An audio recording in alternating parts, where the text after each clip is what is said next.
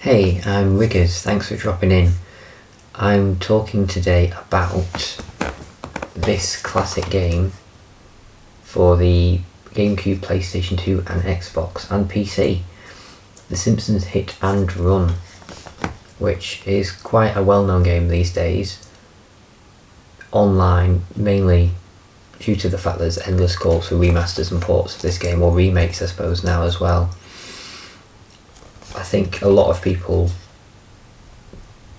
who had consoles back in around 2003, 4, 5 and got this game when it was new or not long afterwards, even people who were only more casually interested in The Simpsons, a lot of people of my generation grew up with this game and it was a formative part of their childhoods because it's just very simple, easy to pick up and play, fun. The licensed property complements the gameplay really well, and it's humorous. It's really colourful world because of the lovely art style it has, which is faithful to the series of The Simpsons, but also quite distinctively its own thing with the 3D interpretations of the characters. Now I'm talking about it today because I thought it'd be interesting to go over my history with the game and how my thoughts have changed over the years with it. So I first got this game when I was, well, pretty much when the game first came out. So I would have been 3 when I first played the game. I remember very distinctly struggling with the majority of levels and having to get family members to help me out with them. But I enjoyed driving around, enjoyed causing chaos, being chased by the police in the game, trying out different outfits in the shops, attacking those wasp cameras, and also just replaying levels, replaying my favourite missions over and over again, travelling back and forth between the different areas in the game, the pier, the main sort of suburbs, the nuclear plant, the Halloween themed ending area of the game, and I had a lot of fun going between all the different locations. So I played it originally on the PlayStation 2 when I was a child, and I had that copy of the game up to the age of 9, where along with my entire childhood PlayStation 2 collection, it was, let's just say, removed from my life. And later I ended up getting a copy of the game when I was an adult, and I played through the game because I'd never, even though I had seen all the levels in the game, I'd been assisted by older family members. When you play a game age 3, 4, 5, you're not majorly good at it. The first game I ever completed all the way through myself was when I was 6 years old. But even then, I suppose it's more uncommon. I think a lot of children, especially in the newer generations of children, from what I've seen, most children tend to gravitate towards quite simplistic games, which sounds patronising probably, and isn't typical of all children, but the general norm is children gravitate towards simple, easy to pick up and play online service experiences nowadays. So the whole art of being able to get good at a game and see it through to completion is largely lost on certain portions of the younger population today. However, I think for me, being able to complete, the first game I ever completed was Kingdom Hearts 2, getting a bit off topic here I know. I played through all that by myself, and then I'd go on to play through the entirety of the various JRPGs, getting like to the end of Grandia 2 and other games. All this like before I'd even reached like age 9. But like I said, I know it's not typical of a lot of children, mainly comparing it to the current generations, I suppose. But I think it really says a lot about a child, I suppose. It's to keep going at something until you get good at it, keep practicing, and just the more resilient you build up with learning how to go about something. And yeah, so I struggled with playing through the majority of this game when I was younger, but I was eventually able to complete basically almost every level, but I'd never gone through it from start to finish all by myself. So as an adult, like I say, I ended up picking up this game again on the PlayStation 2 again, and I played through the whole game. I did end up skipping, because if you fail a mission enough times in this game, there's an option to skip a mission. So I did end up skipping one mission with a poo that I couldn't deal with, and it was really annoying, so I kind of rage quit it. But I played through the whole game. It took a while, did it here and there, but I played through all the areas of the game, and I had a lot of fun with it. I really enjoyed the first area with Homer, then the second one with Bart, the third one with, is it Lisa, then Marge, then Apu? I think that's the right order. But then when I found it got to the 6th and 7th chapters of the game, I kind of started to lose interest, because it just felt like it was padding out game time. You were just revisiting old characters and old areas you'd already played as and been to. That last area especially, where you're just doing the same mission over and over again like 4 times, with shorter time limits of driving a car into the alien spaceship. It was just awful and really boring. Even though the Halloween themed area was interesting, the gameplay didn't complement the aesthetic well at all. And I felt like there was various unfair difficulty spikes, slightly unbalanced gameplay, but all this juxtaposed with a really enjoyable cartoony aesthetic and really fun charm to the game, and the typical Simpsons humour, and being able to play as those characters, and it's a nice little bit of escapism. It's a very tongue-in-cheek, silly game. We go in car chases and race people and come on around and find little secrets.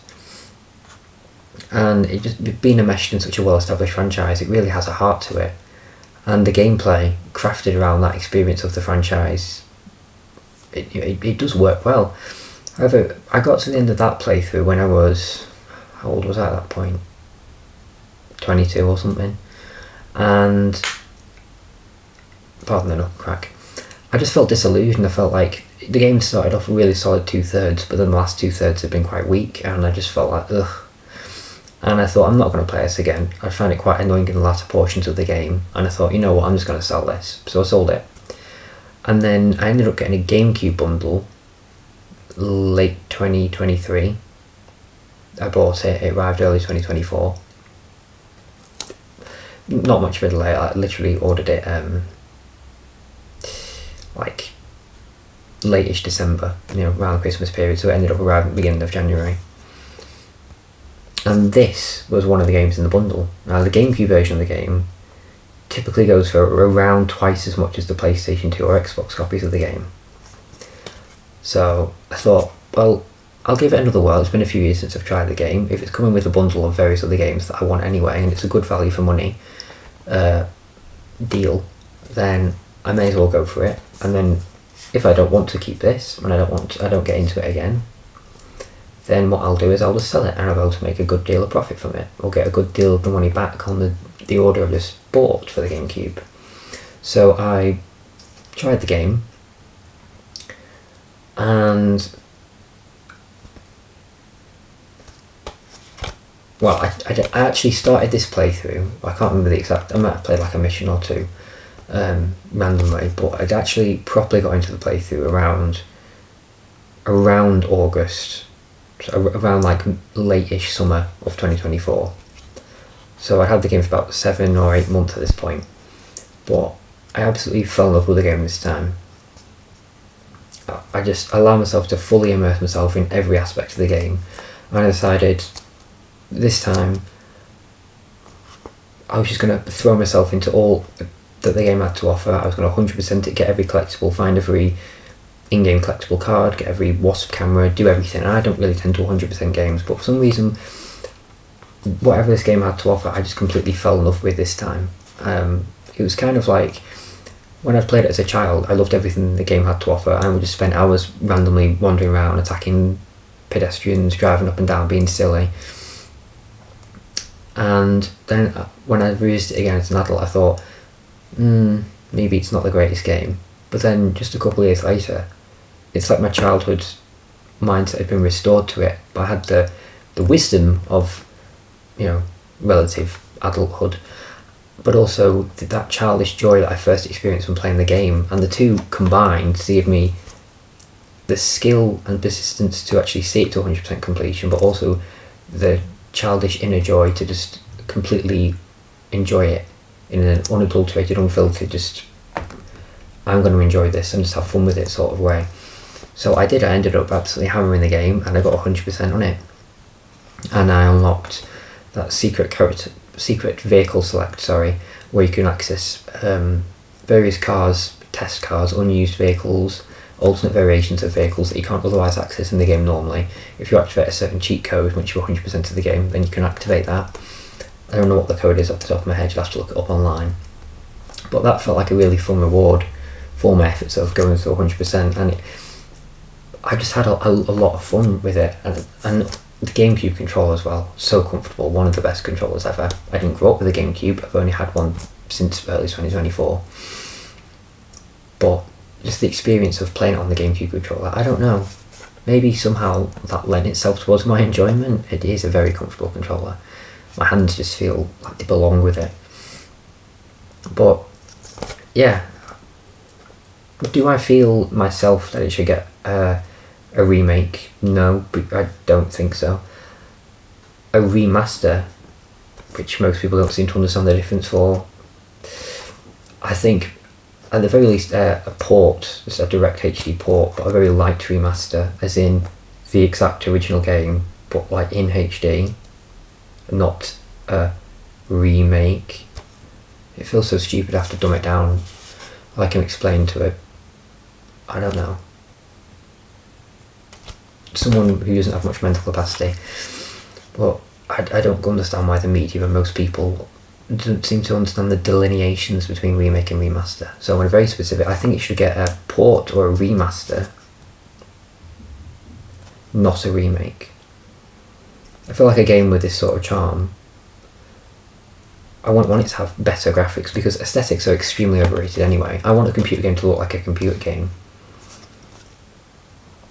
I will enjoy a more modern photorealistic, super hyper-real graphics game, and I'll enjoy an older game, but I feel like a lot of game remakes, not all of them, but a lot of them lose their soul once you have the essence of them ripped out, once you change the art style completely, when you completely replace all the voice cast, remove and restructure various parts of the game's story, chop out bits of the story, change missions, and then all of a sudden you've just got like a half-remembered idea of what the game was, but it's actually something completely different, to the point where I just think, well, why don't you put all those resources into making a whole new game? I'd rather have a whole new game than something just made from scratch again, because this already exists. We don't need 3 years making the same thing again. That's why I didn't shed a tear when the Prince of Persia: The Sands of Time remake was cancelled. Good riddance. The Star Wars Knights of the Old Republic remake, who cares? I think there should be less focus on just endless remakes. By all means, absolutely, do compilations of loads of old games. I want ports and compilations and faithful remasters where they're changing little to nothing other than quality of life improvements, bug fixing, HD, widescreen, accessibility options, whatever it is they put in to make that original experience the best it can be, as polished it can be. Like with those Tomb Raider remasters for Tomb Raiders 1, 2, 3, 4, 5, 6, the Soul Reaver remasters, the remasters by Beamdog for the Dungeons and Dragons games, like Baldur's Gate, Neverwinter Nights, Icewind Dale, the Aspire remasters for the most part. I know there's a couple of hiccups, but the majority of them, like a lot of the Star Wars remasters, and there's various other companies as well. I get excited by that. I get excited by when Capcom release another compilation of their fighting games, even if I'm not necessarily picking them all up. It's great to see that preservation. Konami with the Metal Gear Solid Volumes 1 and 2. I want to see more of that. And I wish Sega would do something like that for the Sonic the Hedgehog games as well. So it's not just Sonic the Hedgehog 1, 2 and 3 and the CD, and just endless permutations of the same few games being re-released either individually or in compilations or whatever it may be. There's so many other games in the franchise that are just sort of locked to various older platforms, like the 32X or an obscure game on the Dreamcast or the Neo Geo Pocket Color, that I think deserve the chance to be more widely seen. But yeah, so I guess I haven't really talked too much about the game in depth itself, but I wanted just more to talk about my history with the franchise. You know, I enjoy the characters and the story and the gameplay, and the music of course is fantastic, but I think the game is very much a product of its time. I think it's a game that needs to be preserved for what it is, and if various rights and legal things allow it to be so, I think a port or a remaster on modern platforms would be fantastic. However, I do very steadfastly disagree with it getting a remake, and I think less people online should fixate on brand new interpretations of already existing games, because those games already exist. It doesn't need to be the same thing but now remade. Maybe one day there'll be a magic button to just click and some AI thing will generate a perfect remake of someone's dream game, and then they can just stop whinging about it. But of course AI and all its uses are another whole kettle of fish. Is that the same? Kettle of fish? Entirely. So I won't dither on that too much. But I just wanted to sort of go over Simpsons Hit and Run. What are your thoughts? Is it a game that you played a lot as a child? Did you only try it as an adult? Have you only heard of it by reputation? Did you enjoy the game? Did you not? Did you maybe not like it when you were younger but then do like it now, or the other way around? Maybe it's something like me where you did like it, revisited it, didn't really care for it, then now you appreciate it again. Whatever your thoughts are, let me know what you think of it, or what you think of the other Simpsons games that are out there, like skateboarding, which I've never tried but I've heard good things, Road Rage, that's quite a beloved one, wrestling is apparently meant to be quite bad, and the Simpsons game, which I played bits of as a kid, and that's alright as well. Well, thank you for watching. I'd love to know what you think of this video, and I'll see you in the next one.